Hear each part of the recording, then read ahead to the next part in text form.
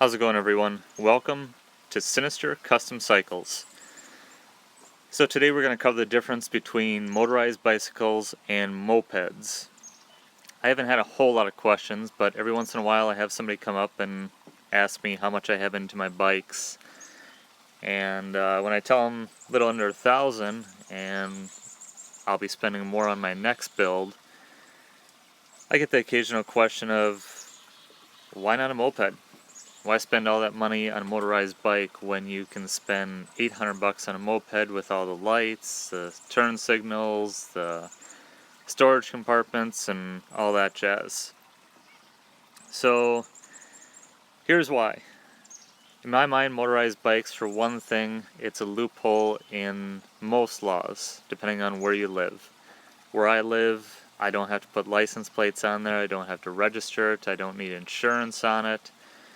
I don't have to deal with that stuff. I can ride as long as I have a rear view mirror, headlight, and tail light.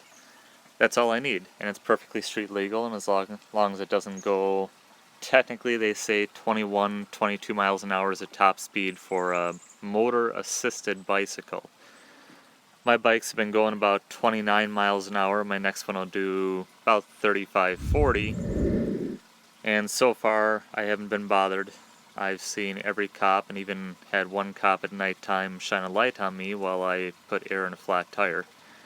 Didn't say a thing. Next thing is not just the loophole in legalities, it's also the gas mileage. My motorized bikes with 4-stroke engines are getting 158 to 161 miles per gallon. Any moped that I've researched out there, I think the highest one I found was 110 miles per gallon. That's a 50 mile per gallon difference. And as far as other mopeds, for the most part, you're looking at about 80 miles per gallon, which is half. And then there's parking. Now granted, you can push a moped up to a parking spot on a sidewalk or something, not get charged for parking.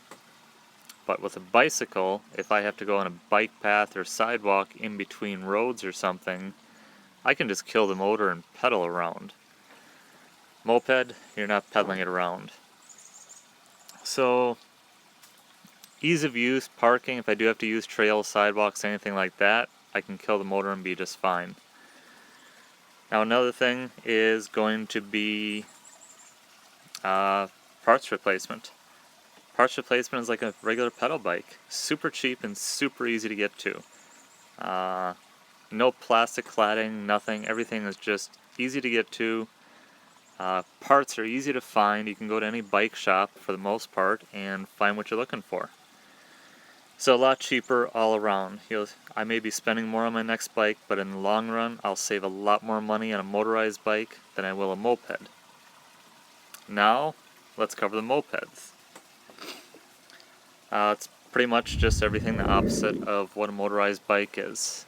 Granted, you do have a lot more with it. You got the lights, you got your turn signals, you got all that on there, but you have to have plates on it. Even for a 49cc moped, even though it's under that 50cc mark, you still have to put plates on it, you still have to register it, you still have to have insurance on it.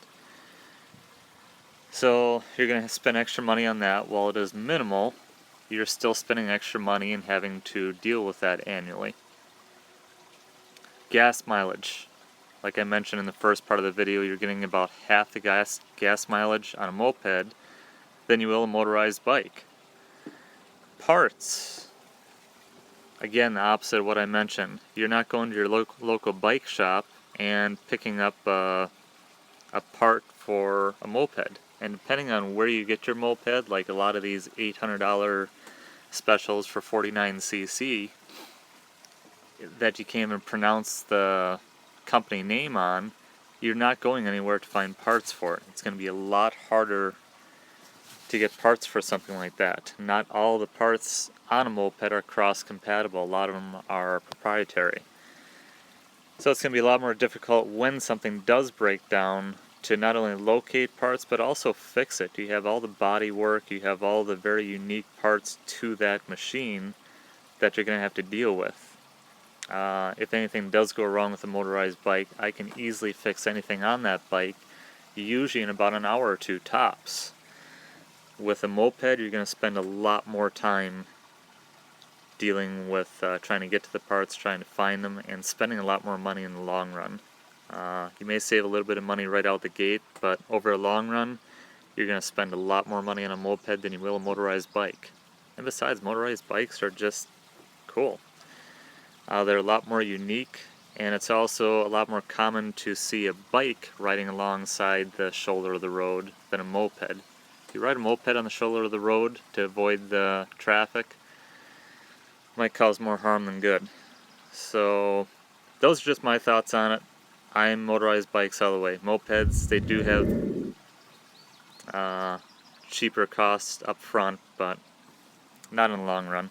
So motorized bikes all the way, at least for me anyways. And that is my view on motorized bikes versus mopeds.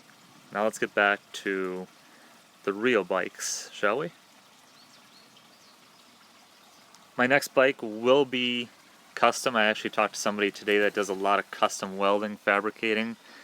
So super excited. I'll have more on that in a couple months here, a couple weeks, a couple months. My next video though, I will give you a preview here in a little bit. Just a lot more places that I'm seeing that are just doing horrible builds. So thanks for watching. Share, subscribe. Any questions, feel free to comment or email me at sinistercustomcycles@gmail.com. And until next time, have an awesome day. Keep subscribing, keep sharing, and keep the support.